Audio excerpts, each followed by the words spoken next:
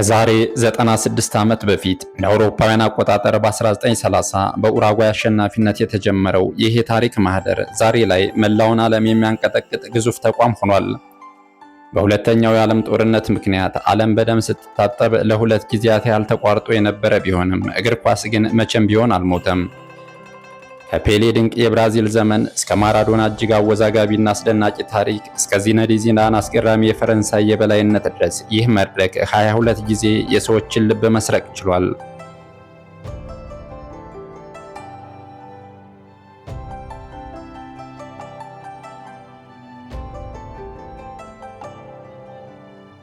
ይህ ታሪካዊ ጉዞ የፊፋን 22 የዓለም ዋንጫዎች አሳልፎ በቅርቡ እንደ አውሮፓውያን በ2022 በኳታር ምድር ለሊዮኔል መሲ የዘመናት ህልሙን አሳክቶ የዓለምን ዘውድ በደመቀ ሁኔታ እስካጠለቀበት ድረስ ዘልቋል። በእነዚህ 22 ውድድሮች ውስጥ ግን ታሪክ ሙሉ በሙሉ ተቆጣጥረው የስኬትን ማማ የረገጡ ጥቂት ሀገራት ብቻ ናቸው።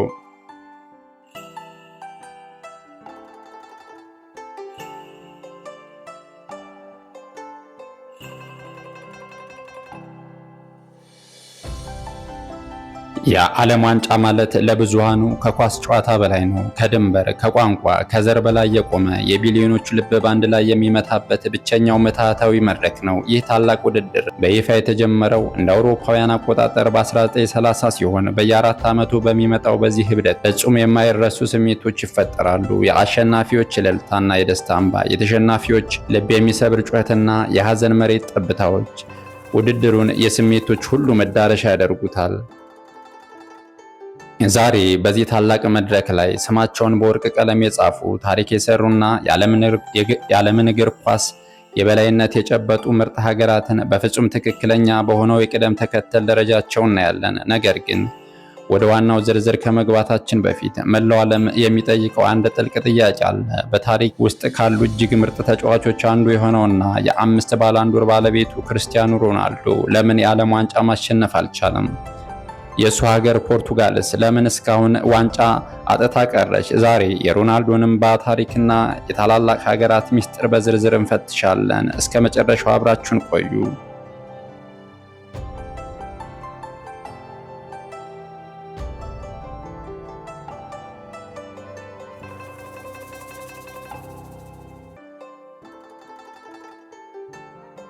ክርስቲያኖ ሮናልዶ ዶ ሳንቶስ አቬሮ በእግር ኳስ ታሪክ ውስጥ የማይደገም የክህሎት፣ የጠንካራ ስራና የክብር ተምሳሌት ነው። በክለብ ደረጃ ያላነሳው ዋንጫ፣ ያልሰበረው የጎል ክብረ ወሰን የለም። ነገር ግን የዓለም ዋንጫን ለሮናልዶ ዘላለማዊ ቁስሉና ትልቁ የናፍቆት ህልሙ ነው። ፖርቱጋል ለምን የዓለም ዋንጫን ማሸነፍ አልቻለችም? ለዚህ ደግሞ 3 ዋና ዋና ምክንያቶች ይጠቀሳሉ። አንደኛው ታሪካዊ የቡድን ስብስብ መጣጣም ማጣት ነው። ሮናልዶ በከፍተኛ ብቃቱ ላይ በነበረበት ዘመን ማለትም ከ2010 እስከ 2018 የፖርቱጋል ቡድን በአንድ ተጫዋች ላይ ብቻ ጥገኝነት የነበረውና ከአውሮፓ ሀያላን ጋር የሚመጣጠን ጠንካራ ስብስብ አልነበረውም። ሁለተኛ የታክቲክና የአሰልጣኝ ክፍተት ናቸው። ፖርቱጋል በአውሮፓ ዋንጫ ስኬታማ ብትሆንም በዓለም ዋንጫ መድረክ ላይ ግን የሚከላከል እግር ኳስ ላይ ያተኮረው ታክቲክ ሊያታግላቸው አልቻለም። ሶስተኛ በወሳኝ ሰዓት የማተኮር ችግር ነው። በ2018 በኡራጓይ በ2022 ደግሞ በሞሮኮ ባልተጠበቀ ውጤት ሲሰናበቱ ቡድኑ ወሳኝ በሆኑ የኖካውት ጨዋታዎች ላይ ያለውን የባህሪና የልምድ ክፍተት አሳይቷል። ለሮናልዶ የዓለም ዋንጫ ማሸነፍ ከሊዮኔል መሲ ጋር ለሚደረገው የዘመኑ ምርጥ ወይም ግሬተስት ኦፍ ኦል ታይም ፉክክር የመጨረሻው ማህተም ነበረ። እንደ አውሮፓውያን አቆጣጠር በ2022 በኳታር ምድር ሮናልዶ የመጨረሻው ሊሆን በሚችለው የዓለም ዋንጫ ላይ ተጠባባቂ ወንበር ላይ ተቀመጠ። ፖርቱጋል በሞሮኮ ተሸንፋ ስትወጣ መላው ዓለም የተመለከተው የእግር ኳስ ንጉሱ ሲወድቅ ነበረ። ሮናልዶ ሜዳውን ጥሎ ወደ ልብስ መቀየሪያ ክፍል በሚወስደው መተላለፊያ ላይ ብቻውን ሲያለቅስ የታየበት ትዕይንት የብዙዎቹ ልብ ሰብሯል። እሱ ራሱ በኋላ በሰጠው አስተያየት ለፖርቱጋል የዓለም ዋንጫን ማሸነፍ ትልቁና ዋናው ህልም የነበረ፣ ለዛ ህልም በጣም ታገያለሁ። በሚያሳዝን ሁኔታ ያ ህልም ትላንት አብቅቷል ብሏል። ያ እንባ የአንድ ታላቅ ተዋጊ የህልም ፍጻሜ ማሳያ ነበረ።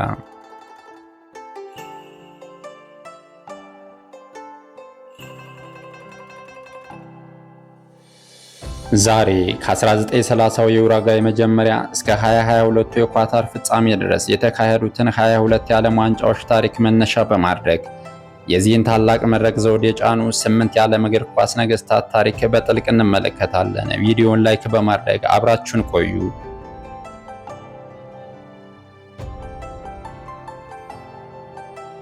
በተራ ቁጥር 8 ላይ የምናገኛት ሀገረ እንግሊዝን ነው።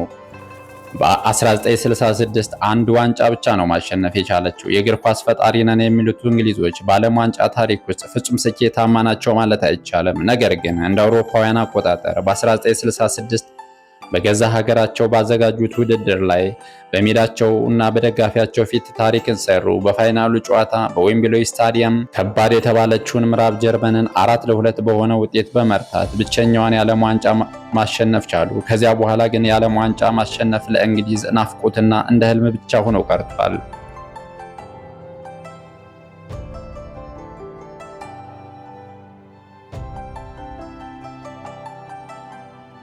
በተራ ቁጥር 7 ላይ የምናገኛት ስፔንን ነው። በተመሳሳይ በ2010 አንድ ዋንጫ ብቻ ነው ማሳካት የቻለችው ስፔን። ለብዙ ዓመት ታላቅ ሀገር ግን ዋንጫ የሌላት የተባለች ትጠራ ነበረ። ነገር ግን እንደ አውሮፓውያን አቆጣጠር በ2010 በደቡብ አፍሪካ ምድር ያ አስደናቂ የቲኪታካ ትውልድ ተከሰተ። ስፔን መላውን ዓለም በእግር ኳስ ጥበብ አስገዛች። በፋይናሉ ጨዋታ ከሆላንድ ጋር ያደረጉት ፍልሚያ እስከ ጭማሪ ሰዓት ድረስ የዘለቀ እጅግ አስጨናቂ ነበረ። በ116ኛው ደቂቃ ላይ አንድሬስ ኢኒየስታ ያችን ወርቃማ ጎል ሲያስቆጥር መላው ስፔን በደስታ አበደች። ያቺ ጎል ስፔንን ለመጀመሪያ ጊዜ የዓለም ሻምፒዮን አደረገቻት።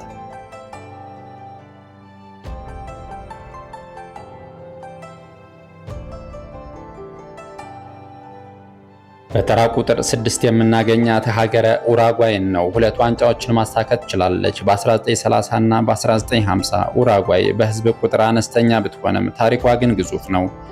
የመጀመሪያውን የ1930 የዓለም ዋንጫ በቤቷ አስቀርታለች። ይሁንና ትልቁና አንጀት የሚበላው ታሪኳ የተመዘገበው ግን በ1950 በብራዚል ምድር ነው። በታዋቂው ማራካና ስታዲየም በ2000 የብራዚል ደጋፊዎች ፊት ኡራጓይ ብራዚልን 2-1 በሆነ ውጤት ታሸንፋ ዋንጫውን ነጠቀች። ያ ቀን በብራዚል ታሪክ ትልቁ የሐዘን ቀን ሲሆን ለኡራጓይ ግን ዘላለማዊ የጀግንነት ታሪክ ነበረ።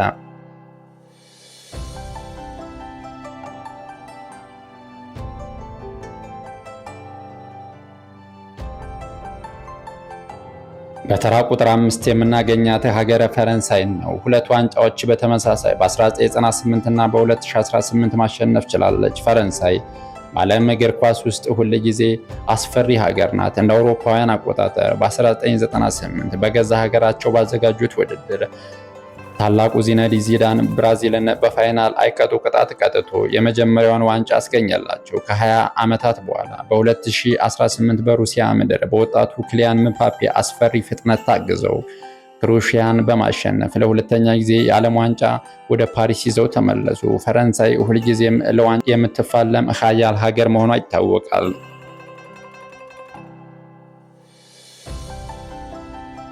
በተራ ቁጥር የምናገኛት የሊዮኔል መሲ ሀገር አርጀንቲናን ነው። 3 ዋንጫዎችን ማለትም በ1978፣ በ1986 እና በ2022 አርጀንቲና ማለት እግር ኳስ ሃይማኖቷ የሆነ ሀገር ናት። በ1978 የመጀመሪያውን ዋንጫ አነሱ። በ1986 ደግሞ የማይደገመው ታሪክ ሰሪ ዲያጎ አርማንዶ ማራዶና መላውን ዓለም አስደምሞ በእንግሊዝ ላይ በሰራው ታምር ሀገሩን ሁለተኛ ዋንጫ አጎናጸፈ። ከዛ በኋላ ግን ለ36 ዓመታት አርጀንቲና በእንባ እና በሐዘን ተሞልታ ቆይታለች። በመጨረሻም በ2022 በኳታር ምድር ሌጀንዱ ሊዮኔል መሲ የብዙ ዓመታት የእንባ ማህደርን ቀደደው። በታሪክ እጅግ አስደናቂ በሆነው ፋይናል ጨዋታ ፈረንሳይን በመርታት አርጀንቲና ለሶስተኛ ጊዜ የዓለም ዋንጫ ንግስት አደረጋት። በሶስተኛ ደረጃ የምናገኛት ጣሊያንን ነው። 4 ዋንጫዎች በ1934፣ በ1938፣ በ1982 እንዲሁም በ2006 ሰማያዊዎቹ ወይም ጣሊያኖቹ በዓለም ዋንጫ ታሪክ ውስጥ ፍጹም ሊታለፍ የማይችሉ ግዙፍ ኃያላን ናቸው። እንደ አውሮፓውያን አቆጣጠር በ1934 እና በ1938 የዓለም ዋንጫ በተከታታይ በማሸነፍ የመጀመሪያው ሀገር ነበሩ። ከዚያም በ1982 በረዥም ዓመታት ናፍቆት ሶስተኛውን አነሱ። ግን ለብዙዎቻችን የማይረሳው ታሪካችን በ2006 በጀርመን ምድር የተመዘገበው ነው። በታክቲክና በጠንካራ መከላከል የሚታወቁ ጣሊያኖች ፈረንሳይን በፍጹም ቅጣት ምት በመርታት 4ኛ ዋንጫቸውን ወደ ሮም ይዘው ተመለሱ። ምንም እንኳን በቅርብ ዓመታት ከዓለም ዋንጫ ብትጠፋም ጣሊያን አሁንም የታሪክ ንግሥት ናት።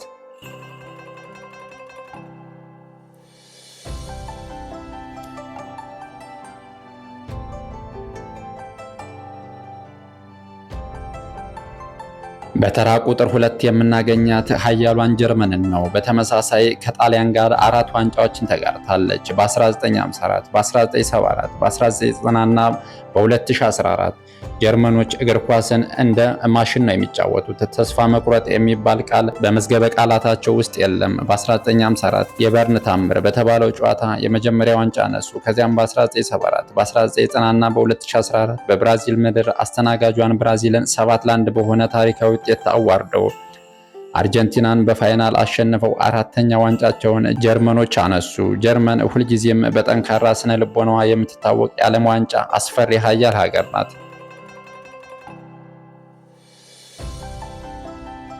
በተራ ቁጥር 1 የምናገኛት ሀገረ ብራዚልን ነው። የሳምባዎቹ ሀገር 5 ዋንጫዎችን ማለትም በ1958፣ በ1962፣ በ1970፣ በ1994፣ በ2002 እነሆ ደረስን ወደ እግር ኳስ መፍለቂያዋ ወደ ሳምባዋ ሀገር ብራዚል። ብራዚል በዓለም ዋንጫ ታሪክ 5 ጊዜ በማሸነፍ የዓለማችን በ1958 የ17 ዓመቱ ታዳጊ ፔሌ ለመጀመሪያ ጊዜ ብራዚልን የዓለም ሻምፒዮን አደረጋት። ከዛም በ1962 እና በ1970 ፔሌ ታሪክን ሰራ።